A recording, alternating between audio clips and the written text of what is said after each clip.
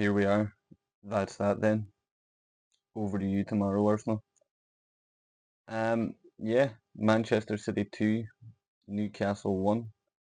I did say, even as an Arsenal fan before the game was kicked off, I did expect Man City to win here. And I'm actually going on their next five before today, expect them to get 15 out of 15. And if that's the way the trajectory is going for them, that means Arsenal need to respond also flawlessly. Whether that happens or not remains to be seen. But in fairness, Newcastle gave Man City a very good game. The difference is that Man City are just in this flow state now where they're able to grind out results. Now, don't get me wrong. The first half was excellent, excellent to watch. Now, Man City did deserve to go in at halftime in the lead, but it was a very open game. It was actually a great game of football that first half. Nico O'Reilly opening the scoring with an excellent shot from outside the box. Pope had no chance. What a finish and what a player he's turning out to be, by the way. He's had a fucking excellent season by the looks of it. Um, Now, again, that was on about after about 13 minutes or so.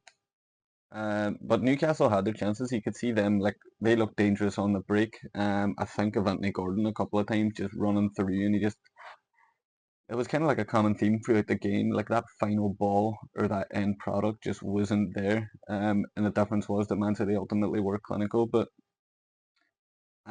Newcastle did get an equaliser in fairness, one each from a corner. It was like a really poor clearance. I can't remember who it was that tried to head it away, but it was a really poor clearance straight in the path of Lewis Hall, who just again shoots from outside the box as well. And it is a very fortunate deflection, but that just completely throws Donnarumma off and gives him no chance as well. So one each. I'm going nuts. I'm thinking, come on, let's go.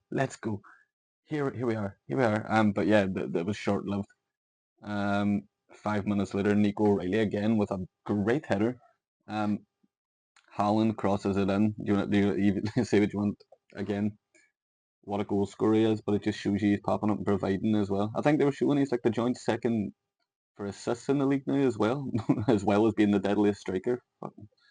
He is the difference, sensational. But I Nico O'Reilly getting two today as well, and Man City go in at half time, 2-1 up, deservedly so. As I say, very great first half. Newcastle they had their chances, but again, they weren't that clinical. I mean, then a common theme, definitely. I don't know. I haven't watched them enough all season, but since January anyway, in the turn of the year, Man City come out and they're almost kind of like they drop a level in the second half, whether it was tactical or what. But Newcastle had a lot more of the ball, and they were having a lot more of the chances, and they were forcing Man City into mistakes. And they were knocking on the door. But once again, it was just um. I'm trying to say as a neutral, but it wasn't a neutral. I was very much a Newcastle fan tonight. But yeah, it was frustrating just that final ball, that final pass, or just staying on side. The many times somebody was caught offside when there was really no real need to be was really, really fucking annoying. Um, but yeah, Newcastle had their chances that second half as well, but you could see there was almost like a bit of trepidation as well still, because I feel like they were aware of how dangerous Man City were on the counter attack. There were a couple of times where they did break free. Is it that fullback we call him, Alanuri or something? The fullback, I think he realistically should have made it 3-1 Man City, but he fucked up. Like, he couldn't decide whether he wanted to shoot or pass it to Haaland. He ended up falling on his ass and making a pig's ear of it.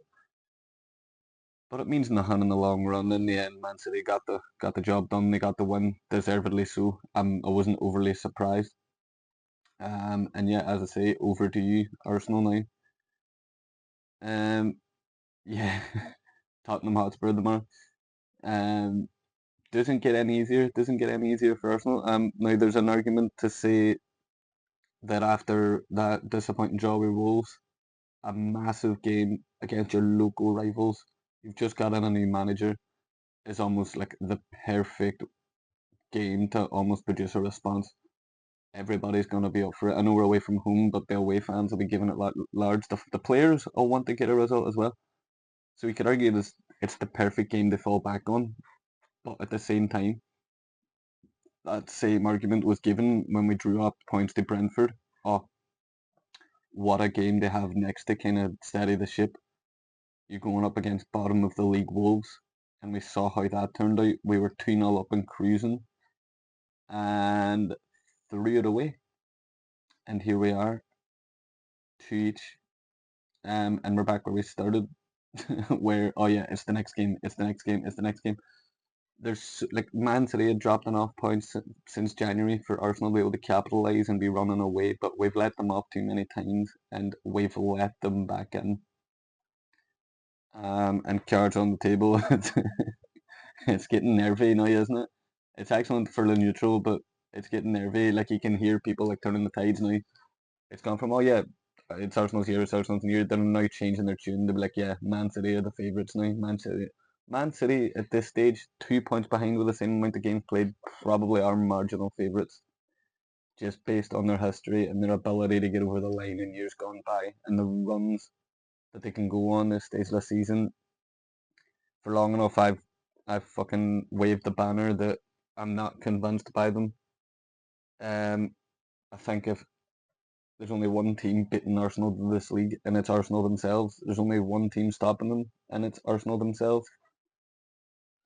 And on some degree, that is true with how they've performed recently. I think in the last 5 games of a possible 15, they've got 8 points, which isn't good enough at this stage when you look at the opposition that they were playing. Um, but I have to give credit to Man City as well. Like, if they win the league, let's say 38 games are gone, the table doesn't lie. Whoever has accumulated the most points over a 38 game season has been the best team in the competition. So I can shout and I can rally and I can say, oh yeah, Arsenal have been the best team in the league. They very well may have been up until this point. But if they walk away empty handed, they absolutely deserve it. They walk away second best, as painful as it would be.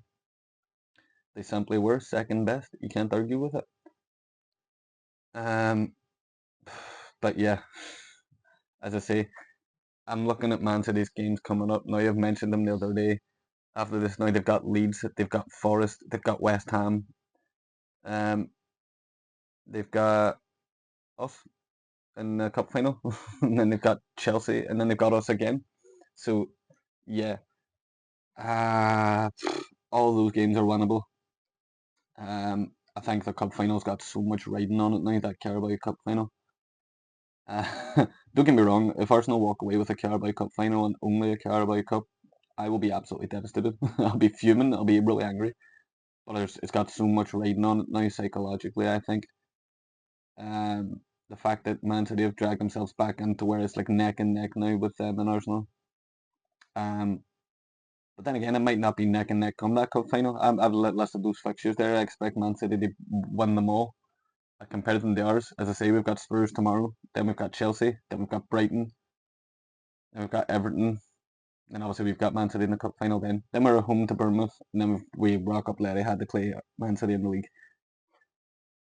Now, I've watched this Arsenal team enough now to know that we can get 15 out of 15 in those next 5 games. We should effectively, but would I be surprised if they go in? Let's say I wouldn't be surprised if Arsenal went and beat Spurs and Chelsea back to back and then drew one each with Brighton or something. Like it's just the way this team is. But no, I saw Arteta getting interviewed, and I did like his response. In fairness, he says we have to take it in the chin, which I really respect from him. I know that he's not everyone's cup of tea, um, but in fairness, a reporter asked him the word bottle is getting thrown about again, bottlers, and they asked him at what how bad does it have to get for you to look at your team and say that they're bottlers, and he said that word isn't in my vocabulary, but he said the performance and the result against Wolves wasn't good enough to win this league, so any flag thrown our way, we have to take it in the chin. And he's 100% right. That's what I've been doing. Like I've been getting stick all week. Oh yeah, Man City are on your tail. Man City are coming second again. LA, Butlers, LA. I just have to take it. I'm have to take it in the chin. Like it's all about a banter. It's all a laugh. But on a serious note, if we do finish second again, I don't know what I'm gonna do with myself. But yeah, as I say, Man City got the job done. Absolutely deserved. 2 points behind Arsenal now with the same amount of games played. Now Arsenal will play again tomorrow, and they'll have played one game more. But it would be a statement if they were to go out now and beat a Spurs, albeit a Spurs that's struggling and is fighting relegation. It's still a North London derby, still heated. It's still feisty. Go out there and get a result tomorrow. Fucking hammer those Spurs bastards and just send a message to Man City, right? We're not going away. We're not folding. We're not bottling. Because ultimately, if Spurs do get a result tomorrow, like a draw isn't good enough for Arsenal. If Spurs do get a result tomorrow,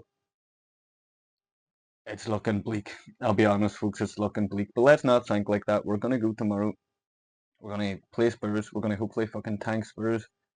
Because it's the history of the Tottenham. Yeah, and hopefully just show Man City that here, listen, we still want this. Because at the minute, Arsenal, it looks like they're doing everything in their power to not win this league. So let's change the narrative now. Let's get them back on track and take it game by game. That's all they can do now. Don't care about what Man City are doing. Don't worry about it. It's all good for me to talk about what Man City are doing. That's fine. It gives me content to talk about and have a discussion. The Arsenal players and Arteta surely cannot think like that. Just focus on yourselves, one game at a time, and let's hopefully fucking steer this fucking ship and straighten her up. But yeah, folks, feel free to tell me how delusional I am in the comments. Feel free to tell me I'm fucking in dreamland. But listen, I'm a realist. I can see in front of me Man City aren't going away, so Arsenal need to be almost perfect between now and the end of the season. But anyway, that's tomorrow's problem. Pleasure speaking to you. You take care. I'm gonna stop talking. Enjoy the rest of your night. Please subscribe if you like this face and this voice. And please drop a wee like as well. It means a lot. Alright, folks. Take care. Pleasure speaking to you. Bye. Bye bye.